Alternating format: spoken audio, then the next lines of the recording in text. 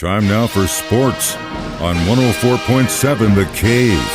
Here's Ned Reynolds. Mike The Intern, Ned Reynolds, back in the studio. It's Tuesday. Yes, I was gone yesterday, and no, it wasn't because the Chiefs lost. I was in Chicago, but I was upset.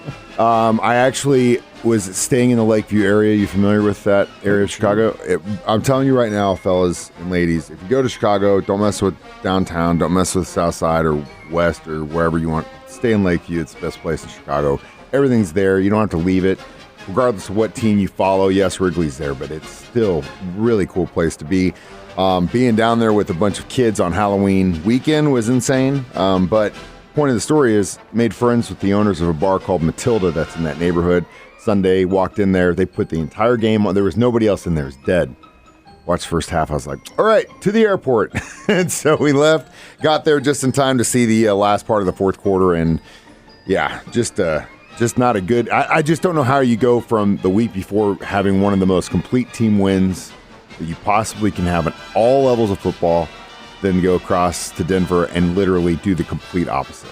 Well, I'll tell you how that can happen, and I think Andy Reid did the right thing by taking full blame for the loss because it was, in fact, on him. Concentrate. You have to concentrate every single time out, and in a 17-game season and beyond, that's a little difficult to do. The Chiefs simply, and you could see it when they came on the field, they weren't ready to play. Holmes looked like he wasn't. His mind wasn't there. But, I mean, if the dude's dealing with the flu, I don't know about you. When I have the flu, I can barely walk to the bathroom, let alone run away from a 350-pound, 6'2" guy chasing me to kill me. He was ill, and there's no question about it. He was feeling the effects of that flu. He's a leader, and he needs to be out there, and he knows he needs to be out there, but probably not in a compromised state. But over and above that, their team didn't play very well, and this is probably going to be negated by all of the naysayers, but I really feel like the cold weather had a lot to do with it. The Chiefs had not experienced any cold weather this year. They practiced in the fall in very warm conditions.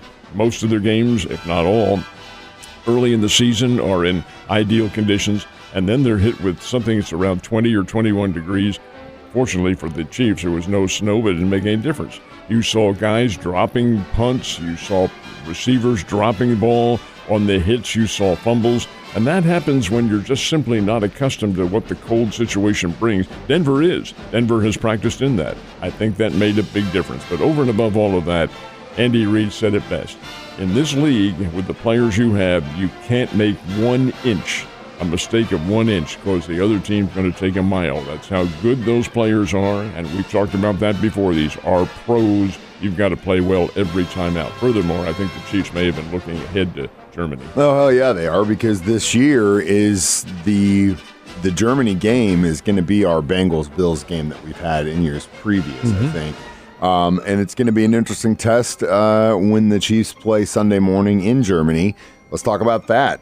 Well, both teams are 6-2, and they aren't playing in this country. Now, wait a minute. What is this? Come on. Well, the fact of the matter is that all NFL teams have to play at least one game on foreign soil, not per year, but in their existence.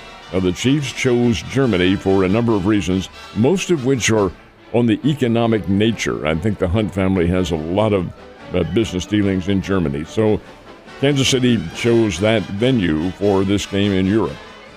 And now the opponents, all their opponents, and you look at them, how many of them have been overseas and so forth and so on. Anyway, all of them except the Miami Dolphins were eliminated because of contractual and TV arrangements and things like that. That was the only team not affected by the Harvard Brain Trust that puts together the NFL schedule. Anyway, the fact is it'll be the Chiefs and the Dolphins, and it will be a terrific football game. Kansas City right now is a very slight 2.5-point favorite in that game. Miami's coming off a big win. 31-17 was their win over the New England Patriots, who aren't very good. And the Chiefs lost to a team that isn't very good. The Denver Broncos last on the defensive charts in all the NFL, and the Chiefs lose the game 24-9 without even scoring a TD. It just does not make any sense other than the fact that Kansas City was not ready. And they were looking forward to Germany, which is a huge mistake we were all afraid of. Just like what happened in Week 1 against the Detroit Lions. You speak of teams that are 6-2, guess what? Lions are 6-2 after that win last night. I would have not picked that for this regular season at all. Detroit's pretty good. Of course, they're playing at Las Vegas. Almost called them Los Angeles Raiders. Hey, Las but Vegas you got it Raiders. right. That's all that matters. 26-14 was the final. The Raiders have just totally plummeted. And I think their players are very disappointed with the whole scheme of things in Las Vegas. The team isn't being run very well. There's no direction there. They're going to have to make some big changes, and in a hurry, because this has been going on now for more than a decade. The Raiders have simply not been an effective football team, and they certainly weren't last night. Lions get the win. Lions pretty good. Raiders not pretty good. Game 3 of the World Series last night, this time in Arizona. It's just back and forth, my guy. Texas Rangers win it by a score of 3-1, but it may have been what's called a Pyrrhic victory. Texas wins the game, but they may have lost Max Scherzer, who had to leave the game in the third inning because of back spasms. Not his shoulder this time, but the two are probably interrelated in some capacity. But Scherzer was out, and his back just locked up on him. He couldn't move at all, couldn't even bend over to pick up his shoes. So he's out of there. They have to bring in John Gray, who's an old pro, been around for years.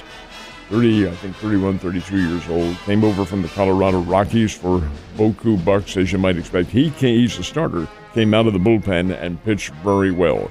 All right, Texas survives that storm. In the 8th inning, the guy who's really carried the Texas Rangers in the playoffs along with Corey Seager, it's Adolis Garcia, former Springfield Cardinal. He hits a fly ball out to center field, and as he's running down to first base, he grabs his chest. Oh, boy. That's an oblique injury, and sometimes those things are very long in getting over. And swinging the bat will do it, especially if you swing too hard and rip that oblique muscle in there. So if he's out, that takes the Rangers' offense to a minus level. Now, they're still pretty good, don't get me wrong, but Rangers win last night 3-1. They are 2 wins away from the World Series and the World Championship. And keep this in mind, Mike, that the Texas Rangers have not lost a road game in the entire playoffs. And they're playing on the road right now with 2 more games. So maybe that streak continues, maybe not. They'll play again tonight. But now the Texas Rangers have the 2 games to 1 lead. Hopefully the Diamondbacks can gain some ground in Arizona tonight. All right. I know you had some good news as far as the Ozark Conference is concerned. This is the Central, they have a new name for it, the Central Ozark Conference now. These teams have all realigned, and there's new leagues and so forth and so on. Well, the Central Ozark Conference was completed. Now, it already includes Kickapoo and Glendale and Willard and Nixa and Republic. These are all outstanding. Webb City, Joplin, they're all in this Central Ozark Conference. Well, they completed the league yesterday with the additions of Waynesville, Lebanon, Central, and Parkview.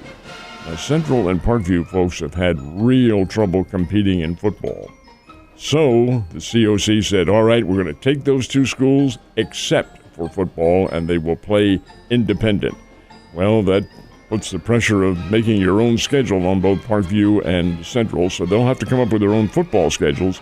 But in basketball and every other sport, they will be members of the COC with, the aforementioned teams, plus Carthage and Willard and Ozark and Neosho. It's a pretty good league, and we'll see just exactly what happens. But all these schools have formed this amalgam now. There is no Ozark Conference anymore. It's now the Central Ozark Conference with the addition of new teams, along with the the Ozarks Mountain Conference. That includes Hillcrest, and it includes Bolivar and Branson and a number of other teams, plus the Midwest Lakes Conference. It's all changing.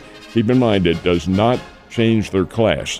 When you get to the playoffs, it's where you are in class, and that's the enrollment in your school. But this is conference play for the regular season, and it should be very interesting.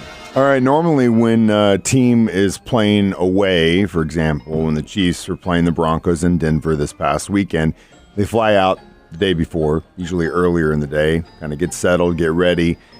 But there's not a lot of time for practice or drills or anything. They do that the morning of the game.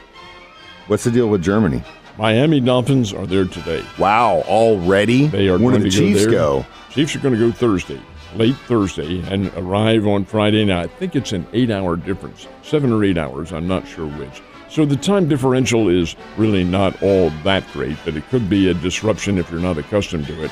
Anyway, the Chiefs will be later. Dolphins are going to be there and enjoy the Hofbrau's and all the good things that are in Frankfurt, Germany, and there will be a lot of them.